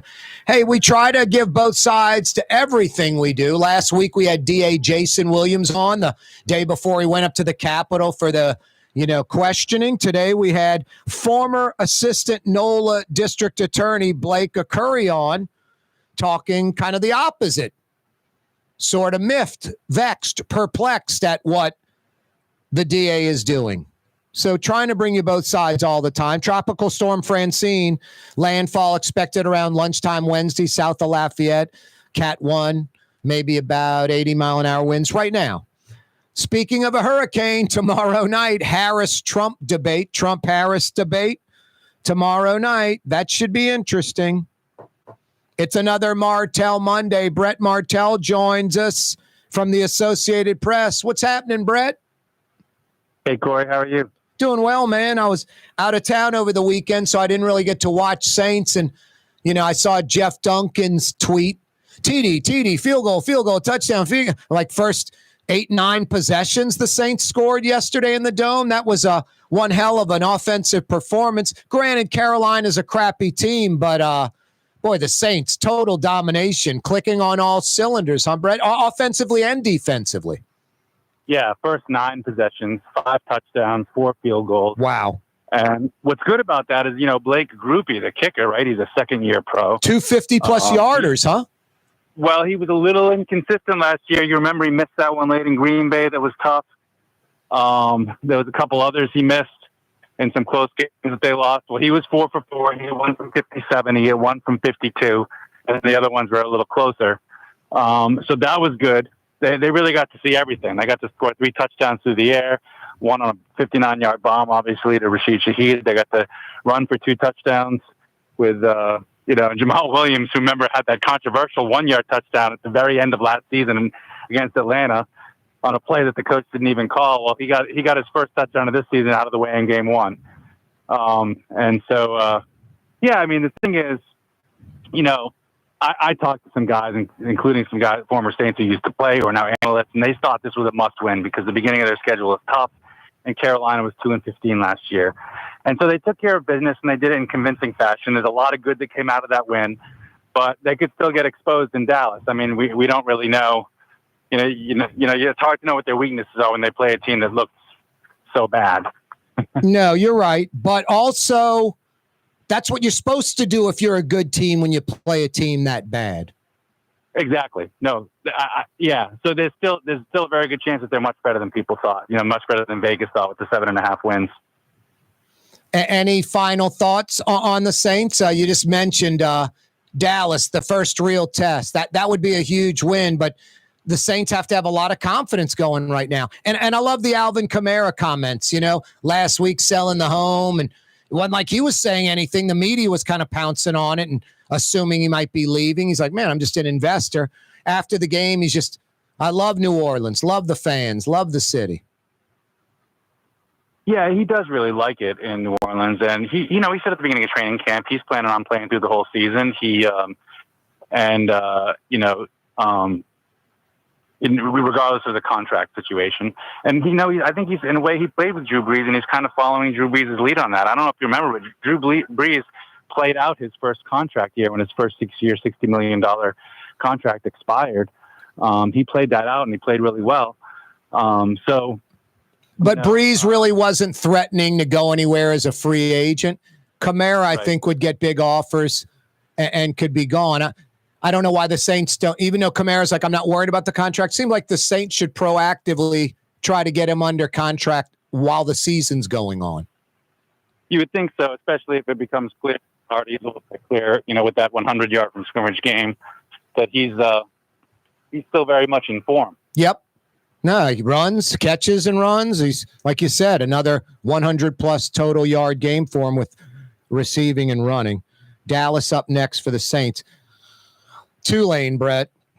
Not 1, 2 bad calls down the stretch. The offensive pass interference and then the no pass interference call again on the tight end in the right side of the end zone. Just disgusting. I mean, at the very least overtime, and who knows, John Summerall might have pulled a 2-point conversion try and lose by a point or win by a point. Who knows? Yeah, that was tough. What I think is that Tulane, Big 12 officials. Yeah, well, I don't really see the conspiracies in the officials. I mean, I understand why they made the call, because the kid kind of plowed through the defender cross to the intended receiver and couldn't get there. But he was a help defender. I mean, that receiver was still covered and still made the catch, at the goal line. So it was definitely a controversial call. I know the TV guys didn't like it. John Summerall was careful in how he complained about it. But I just think overall it's actually a good news story for Tulane. I mean, they just basically they showed up and they played really well, and they played well enough to win that game. Yep. The quarterback, I think the big problem was really the fumble return for a touchdown. That was a killer, just not handling the ball. I remember when he was rolling out to the right and just holding it like a loaf of bread. I'm like, man, tuck that ball in. It's dangerous. Yeah. But you're talking about a redshirt freshman that, I don't know, Brett, right now, I know he's just a redshirt freshman. That kid looks like a great college quarterback, Mensa. Yeah, and the fumble is growing pains, right? Because he's clearly talented and he's clearly a playmaker. He clearly belongs, but the inexperience cost him on that play, because the more experienced quarterback probably would have thrown it away or just turtled with two hands on the ball. Yep. And said, let's kick a go-ahead field goal. Yep. You know what I mean? Yep. But he was trying to he was trying to make the hero play. His heart's in the right place, Yep. Yeah, I don't blame him. I blame the refs on those two bad calls at the end. Sickening. But, it was just ill-advised to keep trying to escape with the ball in one hand like that when he was running farther and farther away from his offensive line. He had about 5 defensive players around him and no Tulane players around him. When he fumbled, it looked like it was like 3 different guys had to decide, well, who's going to pick up the ball and run it back for a touchdown. You know what I mean? There was nobody in a green uniform anywhere close at that point when the ball was loose. So it was a very easy scoop and score for Jack Fabris. What was the offensive pass interference about in your mind? I'm sorry, what? What was the offensive pass interference about in your mind? On the waved off tying touchdown? Yeah. Oh, just that the other receiver just to the right of the intent. Was it Keith Brown who made the catch, I think? Yeah. What, the other receiver was an illegal block? I forget his last name now. I'm blanking out. But the kid, he made really good plays earlier in the game, including an incredible block on the tight end touchdown. So they're calling that him, the one in the slot, was an illegal block, essentially holding the defender. Well, he ran through him. Yeah, he kind of ran through him and got in his way. It was like a pick. Yeah. Kind of. Not at all. The guy was not 10 yards, about a good 4 yards to the left. It's like calling pass interference when the ball's too high to catch. That, not involved in the play. It looked like a clean block to me. I mean, they were a little tangled. What was more egregious was the tight end on the right side of the end zone. He got molested. Yeah, I didn't, honestly, I didn't see that part of the play. I mean, I'm in the press box and I'm not watching all the replays all the time. And you might have had a better view of that on TV than I had. Maybe you were so. at the game. Yep. Hey, Brett, LSU, I think they got some problems in Baton Rouge. That game was maybe a little too close. I'm not like too close for comfort like LSU was ever going to lose, but did you expect that kind of score? No. However, Nichols is good for their level, right? Yep. Did they win the Southland last year? They either won it or were runner-ups, and their team's like 90% Louisiana kids, and no state per capita produces more NFL talent than Louisiana. So it's good. This is the greatest night of their life playing in Tiger Stadium, right? I mean, in many ways. Yeah. And LSU was on a short week after a deflating loss. And I mean, today, Brian Kelly it's almost a cop-out, but maybe he had a point.